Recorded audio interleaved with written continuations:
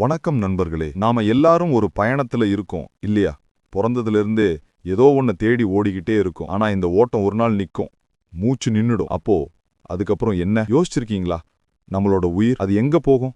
அதுக்கு என்ன நடக்கும்? இந்த கேள்விக்கு பதில் சொல்லத்தான் நம்மகிட்டயே ஒரு ரகசிய வழிகாட்டி இருக்கு. பல பேர் அதை படிக்கவே பயப்படுவாங்க. ஏன்னா அது மரணத்துக்கு அப்புறம் நடக்க போற அந்த கொடூரமான உண்மைகளை அப்பட்டமா பேசுது. அதுதான் கருட புராணம். வாங்க இன்னைக்கு கொஞ்சம் தைரியத்தோட அந்த பக்கங்களை புரட்டி பார்ப்போம். முதல்ல இந்த கதை எப்படி ஆரம்பிக்குதுன்னு தெரிஞ்சுக்கணும். இது 2 பேருக்கு நடுவுல நடந்த ஒரு உரையாடல். கேள்விகளால நிறைந்த கருடன் இந்த உலகத்தோட துன்பங்களை பார்த்து மனசு கலங்கி இதுக்கு பதில் சொல்லக்கூடிய ஒரே ஒருத்தரான மகாவிஷ்ணு கிட்ட போறார். பெருமானே, மனுஷங்க செத்ததுக்கு அப்புறம் அவங்க ஆன்மாவுக்கு என்ன நடக்குது? பாவ புண்ணியத்துக்கு கணக்கு எப்படி? அடுத்த பிறவி எப்படி அமையும்? எனக்கு விளக்கணும்னு கேட்கிறார். அப்படி மகாவிஷ்ணு சொன்ன பதில்கள் தான் நாம பார்க்க போற கருட புராணம். மகாவிஷ்ணு சொல்ல ஆரம்பிக்கிறார். கருடா, ஒருத்தரோட வாழ்க்கை முடிகிற நேரத்துல யமதூதர்கள் வருவாங்க. அவங்க கண்ணுக்கு மட்டும் அந்த பயங்கரமான உருவங்கள் தெரியும். அந்த ஆன்மா உடம்ப விட்டு வரமாட்டேன்னு கதரும். ஆனா யமதூதர்கள் பாசக்கயிற்ற வீசி 1000 தேள்கள் கொட்டுற மாதிரி ஒரு வலியோட அந்த ஆன்மாவை உடம்பிலிருந்து கட்டாயப்படுத்தி வெளியில இழுப்பாங்க. அங்கிருந்து யமலோகத்துக்கு ஒரு நீண்ட பயணம் ஆரம்பிக்குது. அந்த பயணத்துல ஆன்மாவுக்கு பசி தாகம் எடுக்கும். அப்போ யமதூதர்கள் அதை அடிச்சு இழுத்துக்கிட்டே போவாங்க.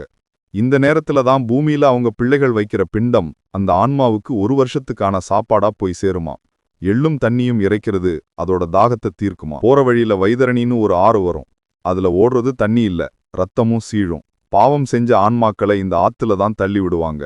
வலி தாங்க முடியாம அது கத்தும். ஆனா வாழ்க்கையில பசுதானம் செஞ்ச புண்ணிய ஆன்மாக்கள் அந்த பசுவோட வாழை பிடிச்சுக்கிட்டே இந்த நதியை ஈஸியா கடந்துருவாங்க. நதியை கடந்ததும் ஆன்மாவை யமதர்மராஜன் முன்னாடி நிறுத்துவாங்க. அங்க நம்மளோட பர்சனல் அக்கௌண்டன்ட் மாதிரி சித்திரகுப்தன் நம்ம வாழ்க்கை கணக்க படிப்பார்.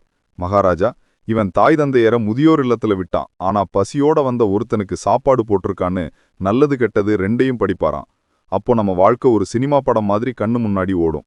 பாவம் செஞ்ச ஆன்மாக்களுக்கு நரகம் காத்துக்கிட்டு இருக்கு. கிட்டத்தட்ட 28 வகையான நரகங்கள். உதாரணத்துக்கு, உயிர்களை வறுத்து சாப்பிட்டவங்களுக்கு கொதிக்கிற எண்ணெய் கொப்பரையில தண்டனை. அடுத்தவன் சொத்து அபகரிச்சவங்களுக்கு விஷப்பாம்புகள் நிறைந்த குழியில தண்டனை.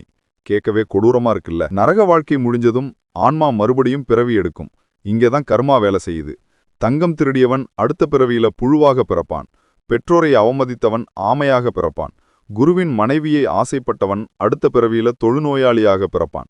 இப்படி ஒவ்வொரு பாவத்துக்கும் அதுக்கு சம்பந்தப்பட்ட ஒரு விளைவு அடுத்த பிறவியில காத்துக்கிட்டு இருக்கு. அப்பா, பயமா இருக்குல்ல? ஆனா மகாவிஷ்ணு இதிலிருந்து தப்பிக்கிற வழியையும் சொல்லியிருக்கார். அதுதான் தர்மத்தின் வழி. முழு மனசோட பக்தி, முடிஞ்ச அளவுக்கு தானம், நம்ம கடமையை சரியா செய்யறது, வாயில்லா ஜீவன்கள் மேல கருணை காட்டுறது, இதெல்லாம் நம்ம பாவச்சுமையை குறைச்சு நம்ம ஆன்மாவை பாதுகாக்கும். நண்பர்களே, கருட புராணம் ஒரு பயமுறுத்துற புத்தகம் இல்ல. அது ஒரு GPS மாதிரி. தப்பான பாதையில போனா நம்மள சரியான தர்ம பாதைக்கு திருப்புற ஒரு வழிகாட்டி. இனிமே ஒரு தப்பு செய்ய நினைக்கும் போது ஒரு கணம் சித்திரகுப்தனோட கணக்கு புத்தகத்தை நினைச்சு பாருங்க. நம்ம வாழ்க்கை நம்ம கையில தான் இருக்கு. இந்த விஷயங்களை உங்க நண்பர்கள் கூடயும் பகிர்ந்துக்கோங்க. இது மாதிரியான ஆழமான தேடல்களுக்கு உங்கள் சேனலை மறக்காம சப்ஸ்கிரைப் பண்ணுங்க. பெல் ஐக்கானையும் தட்டி விடுங்க. மீண்டும் சந்திக்கிறேன். நன்றி, வணக்கம்.